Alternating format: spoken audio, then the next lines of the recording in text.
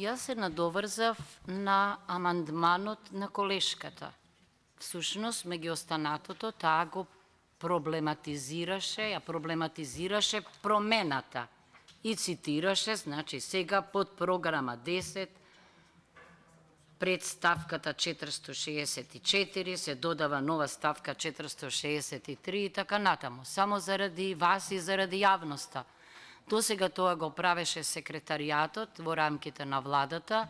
Јас следам будно промени. Немало закон во промена на законот за владата. Во оваа смисла немало промена во законот за органите на управата, што значи дека е тоа некоја интерна промена. Интерните промени за мене не се релевантен правен основ. И ме интересира тогаш барем правна аргументација, да чујам зошто тамо, а не на друго место. Тоа ми беше идејата. Благодарам.